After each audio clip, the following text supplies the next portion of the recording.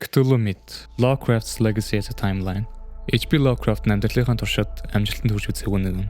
Гэвч Америк нэгдсэн улсын зохиолч тэрээр ер бусын аимшиг уран зохиолын анхдагч мөн өнөө хүртэл зохиолч найруулагчдад урам зориг өгдөг гэж тооцогддог. Түүний амьдралын сууд зохиол нь Cthulhu Myth үлээ. Сайн бацгаана уу? Өнөөдөр би та бүхэндээ H.P. Lovecraft-ын амьдрал болон Cthulhu Myth-ээр гардаг зарим нэвтрүүлгүүдийг товчхон ярих болно. Бичлэг эхлэхээс өмнө лайк болон subscribe дараарай. Баярлалаа. Howard Phillips Lovecraft-ийн уран зохиолын авьяас багасаа тодорч байжээ. 1880 онд Rhode Island мужийн Providence хотод төрсэн дээрээ 6 настайгаас шүлэг бичиж эхэлсэн. Хэдэн жилийн дараагаар өөрийн гараар гар түхмэл хийж хамаатандаа тараарсан байна. Магадгүй түүний бүтээлч байдал болон төсөөлөл нь амьдралын хэцүү үндэд нүүртэл тус болсон баг. Эцэг нь 3 настай байхад нь өвд болж 1904 онд өвөө нас орсноор гэр бүл нь ядуу тарчиг болж түүний эмээ орлох бодлыг эхлүүлжээ. Зохиолчийн маань сэтгцэн эрүүл мэнд 1921 онд ээж нь өвд болоход уламжлалт тариацсан. Ажиргалтай мэд боловч тэрийн явдлаас ойших жилүүдэд уран бүтээлийн өвд маш онцгой жилүүд өнгөрлөө. Lovecraft олон зохиол бичснээс хамгийн алдартай нь The Hound, The Rats in the Walls болон Домогт The Call of Cthulhu билээ.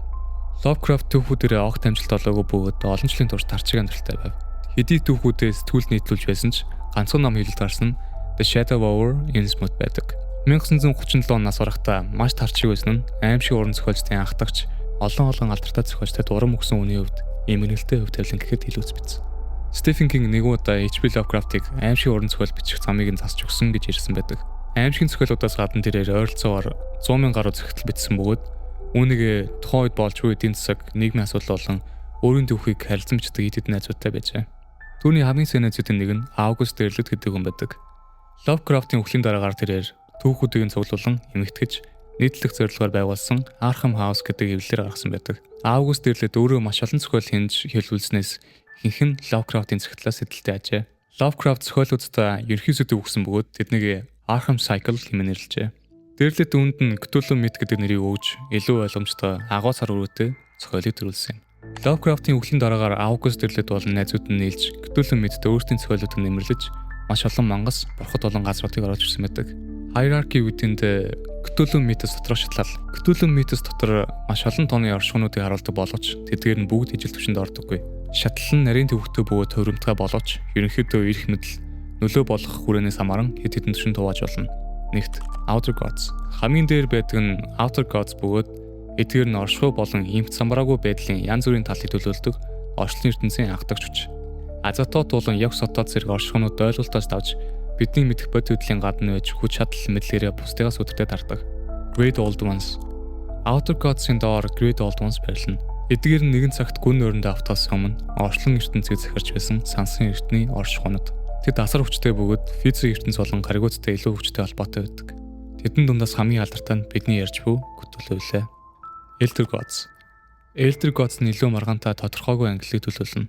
Тэд заримдаа Great Old Ones болон Outer Gods-тай эсрэгэж үзэгддэг. Тэдний мөн чанар нь сайн талд за биш юм ах арай бага хорон соног төлөөлдөг гэж харагддаг.